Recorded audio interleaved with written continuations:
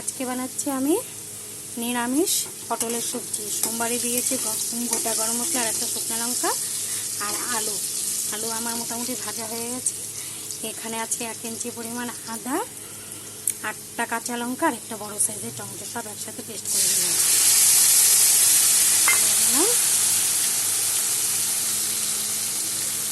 আর এখানে আছে 2 চামচ দই, 1 চামচ জিরার গুঁড়া আর 1 চামচ কাশ্মীরি লঙ্কার গুঁড়া, সব একসাথে এখন কষিয়ে নেব। আর দিয়ে দিলাম হলুদ,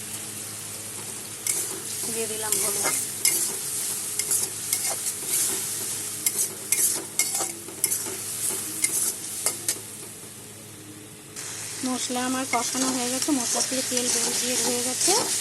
এখন এখানে আছে 2 চামচ চালমগজ আর 8-10টা কাজু বাদাম পেস্ট করে নিয়েছি আমি, সব এখন একসাথে ঢেলে দেবো।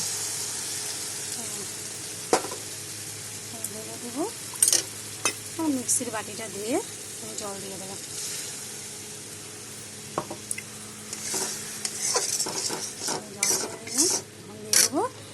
আগের থেকে ভেজে রাখা 500 একটু বেশি হবে পটল দিয়ে দিলাম।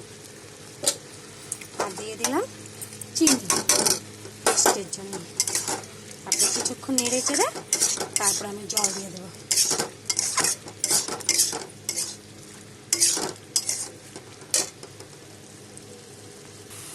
আলু পটল সব মশলার সাথে আমার কষানো হয়ে গেছে। এখন আমি জল দিয়ে দেব, পরিমাণ মতন জল দিয়ে দিলাম আর লবণ দিয়ে দিলাম।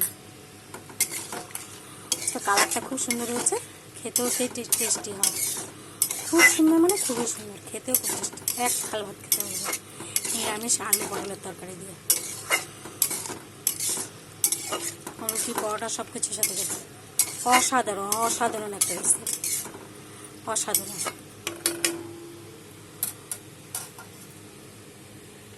নিরামিষ পটলের সবজি আমার রেডি হয়ে গেছে। তোমরা এরকম করে বানিয়ে খেয়ে বলবে কেমন হয়েছে। হ্যাঁ, খেতে কিন্তু খুব টেস্ট হয়। বানিয়ে একবার বানিয়ে খেয়ে দেখবে, তারপরে বলবে। লাইক করবে, কমেন্ট করবে, শেয়ার করবে। Thank you.